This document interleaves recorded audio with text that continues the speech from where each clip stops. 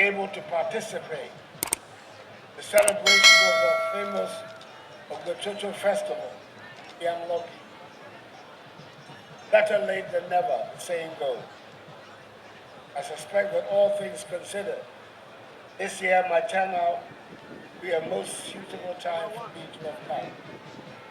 Omefia, thank you very much for the invitation and for this reception. It's always such a pleasure to see the exhibition of beautiful cultural activity. Confidence and pride in our culture are some of our strongest attributes. We should not hesitate to make a display of them at every opportunity. Impressed also in the list of guests that Togo has been able to attract to this ceremony. I trust I'll be excused if I make special mention of the presence here, the mighty overlord of Gabon, Yana Mahama Bubakari II. I know moving the Yana and his litany takes quite some effort. His presence here speaks volumes about the importance he attaches to the relations between the Anglo and Gabon kingdoms and people. His attendance here recalls one of the major successes of my time in office, which is the restoration of peace to Gabon after decades of protracted internecine conflict. The Festival of the Unlucky. Let me use the opportunity to once again express my gratitude to the Almighty for all those who work so hard to bring peace and dignity back to Gabon. I do hope sincerely the rest of the country takes note. We all work to preserve the peace and stability of our nation. Days like this, when the chieftaincy institution is on display, showing off its attraction, must all pay due regard to the peace and stability that make that possible. The organizers of this year's festival have shown in their choice of a theme that they're very much in tune with the realities of the events that are affecting our lives today. Climate change, challenge to lands below sea level, concern of the Anglo state and the stakeholders. I am old enough and have had lots of friends from these parts of the country to know that sea erosion, tidal wave, the challenge of coastal instability are not exactly new to people that live along the coast here. Stories about the sea washing away homes, shops, schools and cemeteries in and around the ancient town of Kita are legendary. Indeed, time was when popular wisdom was that those who could afford amongst the Anglo elite were all building their retirement homes far away from Kita, in the regional capital of Ho, so they could save themselves from the ravages of the sea. Some homes of friends of mine, of my parents, which we used to visit as children, have disappeared into the sea. With time, attitudes changed, and it was decided that Kita must be saved. And with that came various attempts to construct a defense wall. We must acknowledge the significantly brave role played by the first NPP government, led by His Excellency John Ajikun Kufuor, the second president of the Fourth Republic, and the seminal role of the lead engineer, the late Togbe Boku III, who was the chief of nearby Alakwe. Some will remember Togbe Boku's hard work, not just in getting the project executed professionally, but also in his attempts to make the community take on board the importance of finding an accommodating way to live with nature. These past few years, Nature has been rough and unpredictable, but it is fair also to admit that we, the human inhabitants, have not treated our earth with the care and deference that we should. We denude our forests and treat our rivers and water bodies with reckless abandon, and the sea as an inexhaustible rubbish container. Unsurprisingly, with time, the orderly nature of our world seems to have been turned upside down. We can no longer predict with much confidence the seasons that have guided human behavior for centuries. As we consider the events occasioned by the spillage of water from the Akosombo Dam, the reality of the effects of climate change have been brought more forcefully home to us in our country. Since the dam was built back in 1965, the VRA which manages it has never been constructed with a series of events that led to the unfortunate flooding of the lower Volta Basin. The areas around here have also been experiencing flooding, not all caused by the spilling, but no less dramatic and with similar effects on lives and livelihoods. As our president, I'd like to state how pleased I am by the reaction of the Ghanaian people to the crisis. Our engineers have risen to the occasion and displayed the competence that engenders confidence. Our disaster response systems have been tested to the full, and I believe we can say that they have performed well. Our military displayed admirable professionalism and lived up to their role of defending the nation and its people in times of crisis. Our journalists have done their duty, kept the nation informed, even if some of them could not resist their forefounding instincts as their first response. The importance of factual reporting in the management of a crisis was brought home to all of us by the effect of the publication of a piece of deliberate fake news, including inciting some people to make dangerous assumptions about the attitude of the government, which could have led to serious consequences. I am glad that the early reports of diarrhea, cholera, and bilharzia turned out to have been untrue. But we must give credit to the health service managers and workers for their vigilance. It is important to state that none of these things happened by chance. We managed the situation because our government was working. The interministerial committee which I formed, the regional administration, the district assemblies, state agencies like VRA, NADMO, the health service, the military and the police have all been working together to resolve the crisis. I know that we do not often think of the possibility of the structures of government working.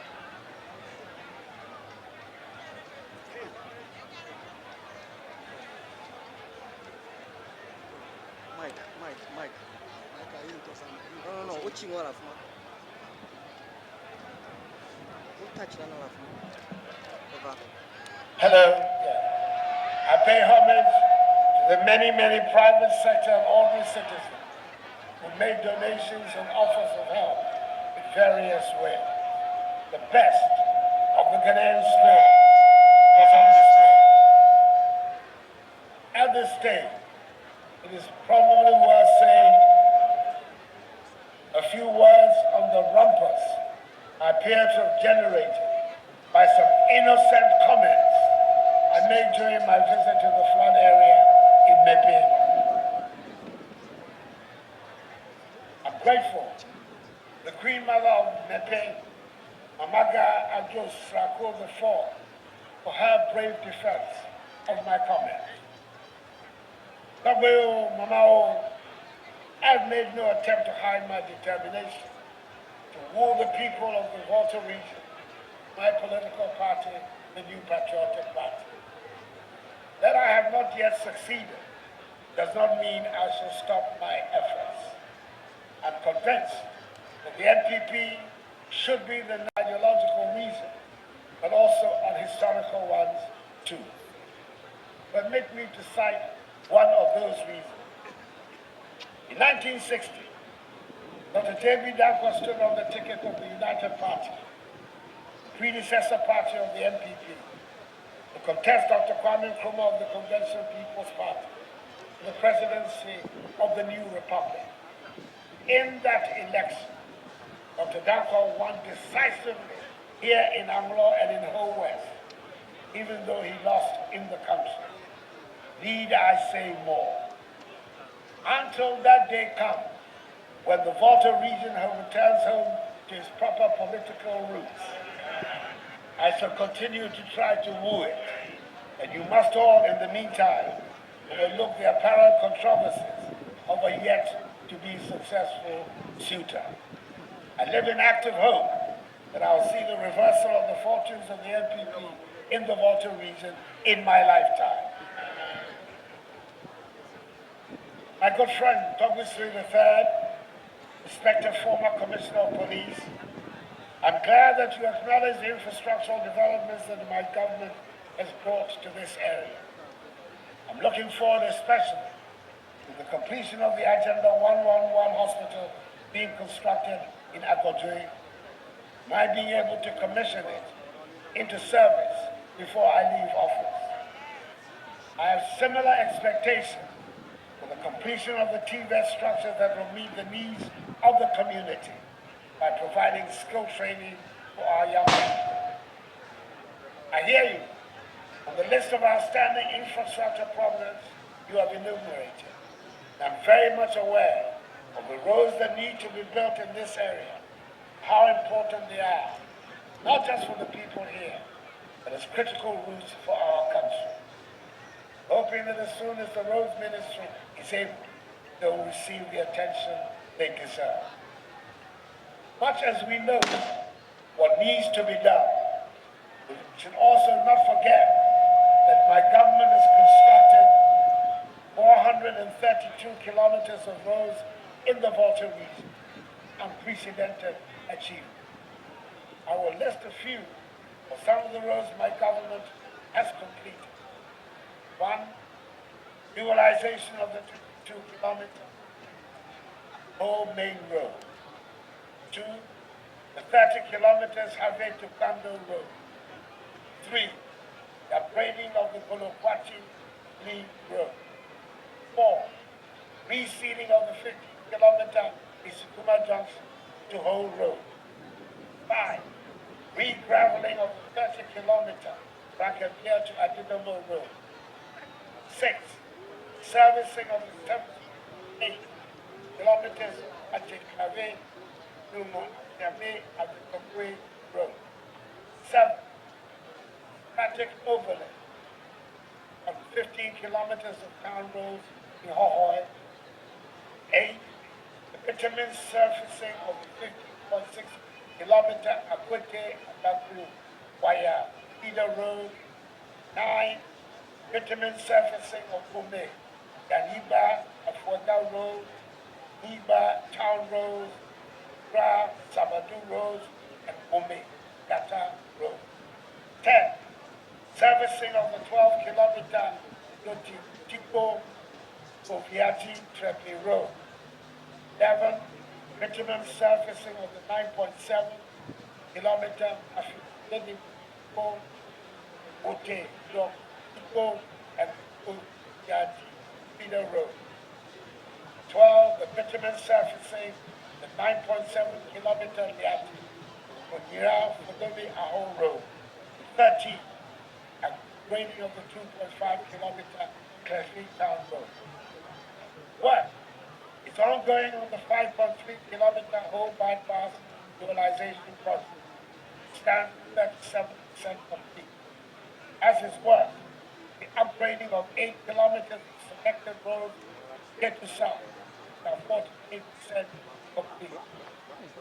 All of here, W, Mamao, distinguished ladies and gentlemen, at the end of 2016, before I came in office, only 130 kilometers, 35 kilometers, that is 20% of the Eastern Corridor Road was in good condition.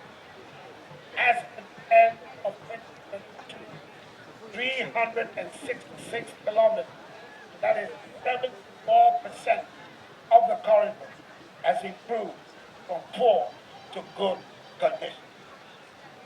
This had a positive impact on the movement of goods and along the coast. Government is also aware of the state of some roads in the region which require major rehabilitation. These include one, the Afaodian project of the Afiadinka, Abidaka Whole Road, two, the Denu Abeti, Guitar Road, three, the Srogwe, Yanui Road, four, Akotui Junction, the Way and Road, five, Anyapo Seba Road, six, the way down to Tree and Sika South Road. Sections of these roads were awarded to contractors for maintenance activities. Most of the contractors, however, failed to carry out the work. Ministry of Roads and Highways has thus decided to terminate the current contract, and repackage them for award. In the short term, the mobile maintenance unit of the Ghana Highway Authority will be deployed to undertake emergency maintenance of the very critical section of these roads. The government has also secured funding of 89 million United States dollars from the African Development Bank towards the construction of the following roads. One, the Asutware Bolivar Road, 29.5 kilometers. The Dufour Adidome and Sukuma Junction Road, 39.2 kilometers. Asutware Junction Aveime Road, 23.9 kilometers. And two interchanges at Dufour, Adidome, and Sukuma Junction. Procurement processes are currently ongoing, and I expect works on these roads to commence in the first quarter of 2024. So as you can see, a lot has been done, a lot is being done, and a lot will be done. I'd like to conclude by expressing my gratitude for the invitation to be part of the celebrations of this historic festival. The achievements we have made, the challenges we face, are testament to our shared commitment to a better future for the people of our North and all Ghanaians. As we celebrate this festival, let us remember our heritage, protect our environment, and work together to ensure a brighter and more sustainable future for the generation to come. Without necessarily wanting to introduce a sad note, but nevertheless, must recollect that next week, that is a week on Sunday, 12th November, will be the third anniversary of the death of a most eminent son of Anglo and Ghana, the first president of the Fourth Republic, the late Jerry John Rawlings. May his soul continue to rest in perfect peace in the bosom of the Almighty until the last day of the resurrection, when we shall all meet again. Amen. A woman here, W. Mama, distinguished ladies and gentlemen, I extend hearty congratulations to the Chief